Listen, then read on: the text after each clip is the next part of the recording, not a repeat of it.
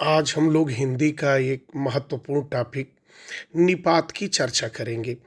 निपात की चर्चा करने के पहले हम विकारी शब्द क्या होता है, अविकारी शब्द क्या होता है और ये निपात किसका प्रकार है, इन सब की चर्चा करेंगे। उसके बाद हम निपात क्या होता है, उसके बारे में बात करेंगे।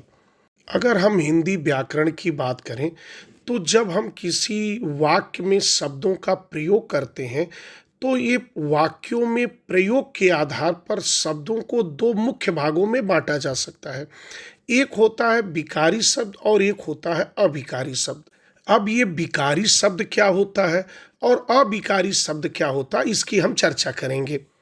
अगर हम विकारी शब्द की बात करें तो विकारी शब्द वे शब्द होते हैं जो लिंग, वचन, कारक, काल आदि के आधार पर अपने रूप को परिवर्तित कर लेते हैं। अर्थात वे शब्द वाक्य में अपने प्रयोग के अनुसार जिसमें बदलाव आ जाता है, जिसमें लिंग, वचन, काल का प्रभाव आ जाता है, ऐसे शब्दों को विकारी शब्द कहते हैं। अगर वहीं बात करें विकारी शब्द को तो इसको मुख्यतः चार भागों में बांट सकते हैं। जितने भी संज्ञा के शब्द होते हैं, जितने सर्वनाम के शब्द होते हैं, जितने क्रिया के शब्द होते हैं, जितने विशेषण के शब्द होते हैं, ये सभी विकारी शब्द होते हैं। अब हम संज्ञा, सर्वनाम, विशेषण और क्रिया जो विकारी शब्द होते हैं उनको कुछ उदाहरण द्वारा समझते हैं। अगर मैं बात करूं संज्ञा की तो संज्ञा जो नाम होता है वही संज्ञा होता है। जैसे मैं एक उदाहरण लेता हूं, लड़का। लड़का ये पुल्लिंग है और एक वचन है, लेकिन वहीं पर लड़का का हमने लड़के कर दिया तो पुल्लिंग तो है लेकिन अब वह बहुवचन में परिवर्तित हो गया। अर्थात इस शब्द में परिवर्तन हो गया। यहाँ पर वचन का प्रभाव पड़ा, एक वचन से बहुवचन हो गया। वहीं पर अगर किताब की बात करें तो किताब एक वचन होता है, लेकिन वहीं पर किताबों कर दिया तो यह बहुवचन में परिवर्तित हो गया। अर्थात जब शब्दों में परिवर्तन लिंग, वचन आदि के कारण हो जाता है तो ऐसे शब्द विकारी शब्द कहलाते हैं। और जितना संज्ञा के शब्द होते हैं वे सभी विकारी शब्द होते हैं। इसी तरह हम सर्वनाम, विशेषण और क्रिया अगर इन सभी शब्दों को भी लें तो ये सभी विकारी शब्द की श्रेणी में आते हैं, क्योंकि इनमें भी लिंग, वचन, काल का प्रभाव पड़ता है। इसीलिए संज्ञा, सर्वनाम, क्रिया, विशेषण ये सभी शब्द विकारी शब्द की श्रेणी में आते हैं। वहीं पर अब हम अविकारी शब्द की चर्चा करते हैं। अगर हम अविकारी शब्द की बात करें तो अविकारी शब्द वे शब्द होते हैं जिन शब्दों पर न तो लिंग का, न वचन का, न कारक का, न तो काल का किसी का भी प्रभाव नहीं पड़ता है। वह शब्द वैसा का ही वैसा रहता है, चाहे वह पुल्लिंग में हम यूज करें, हम स्त्रीलिंग में यूज करें, हम वर्तमान काल में यूज करें, हम भूतकाल में यूज करें, यानी किसी में भी हम प्रयोग करें उन शब्दों में कोई परिवर्तन नहीं होता है। जैसे आज, मैं आज जाऊंगा, मैं आज जाऊंगी, मैं, तुम आज जाओगे, तुम आज जाओगी। तो यहाँ पर जो आज शब्द है उसमें किसी भी तरह का परिवर्तन नहीं हो रहा है, चाहे हम पुल्लिंग कर दें, चाहे हम स्त्रीलिंग कर दें, कोई परिवर्तन नहीं हो रहा। तो ऐसे शब्द अविकारी शब्द कहलाते हैं। अब हम एक सारणी के माध्यम से विकारी और अविकारी शब्दों में अंतर समझते हैं।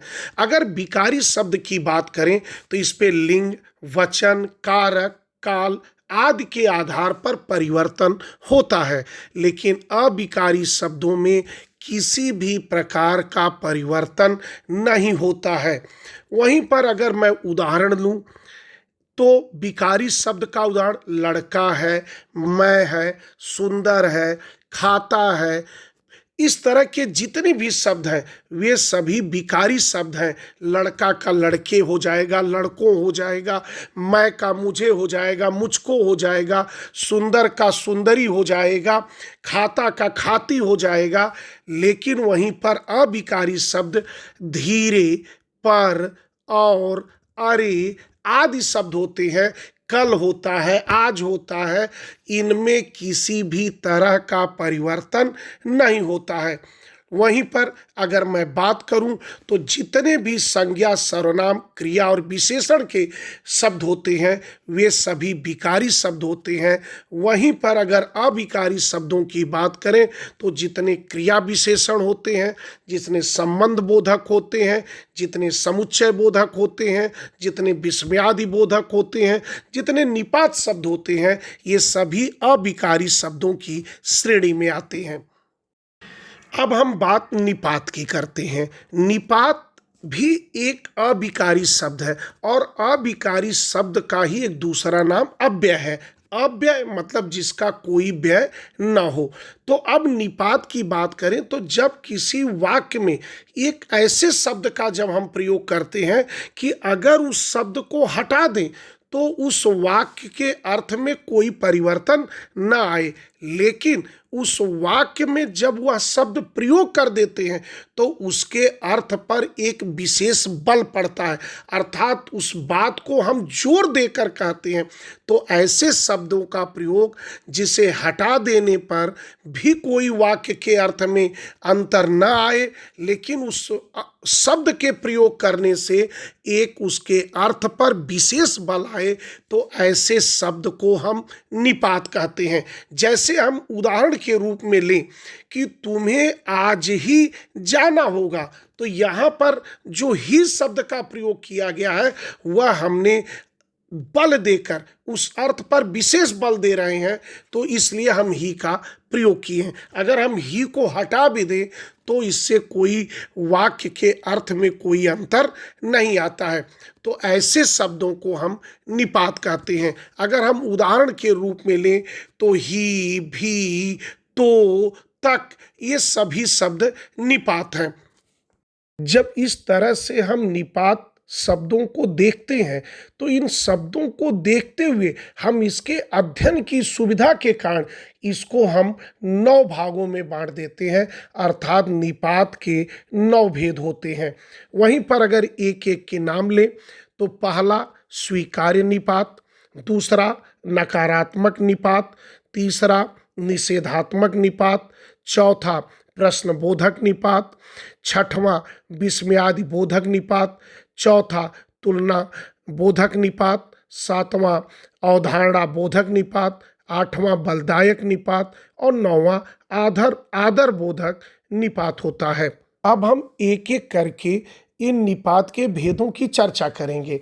अगर पहले भेद की बात करें तो स्वीकार्य निपात, इन वाक्यों में किसी बात को स्वीकारने का अर्थ प्रकट होता है। ऐसे वाक्यों में पूछे गए प्रश्न का उत्तर स्वीकार्य रूप में अर्थात हाँ में होता है। ऐसे वाक्यों में हाँ, जी, जी हाँ आदि शब्दों का प्रयोग हम उत्तर के रूप में करते हैं। जैसे हमने पूछा कि क्या आप बाजार जाएंगे, उत्तर आया जी। वहीं पर हमने कहा क्या आप आज विद्यालय जाएंगे, तो उन्होंने कहा, उत्तर मिला जी हाँ। तो ऐसे शब्द स्वीकार्य निपात के नाम से जाने जाते हैं। अब हम निपात के दूसरे प्रकार की चर्चा करते हैं, नकारात्मक निपात। ऐसे वाक्यों में प्रश्न का जवाब नहीं के रूप में होता है। इसके लिए नहीं, जी नहीं आदि शब्दों का प्रयोग किया जाता है। जैसे उदाहरण स्वरूप एक प्रश्न किया गया, क्या आपके पास यह किताब है, उत्तर आया नहीं। तो अर्थात यहाँ पर नहीं शब्द नकारात्मक निपात है।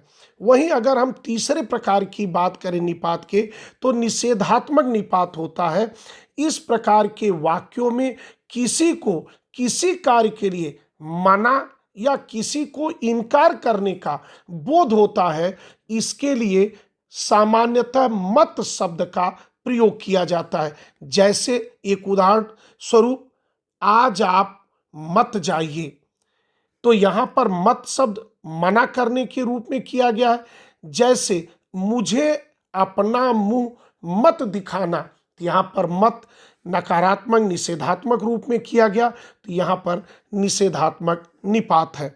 वहीं पर अगले निपात के प्रकार की बात करें तो प्रश्नात्मक निपात।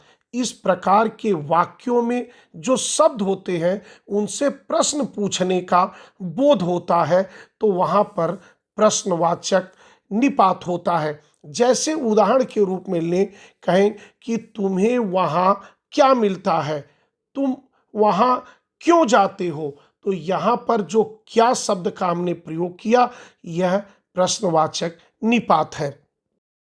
अब हम निपात के अगले भेद की बात करते हैं, तुलनात्मक निपात की।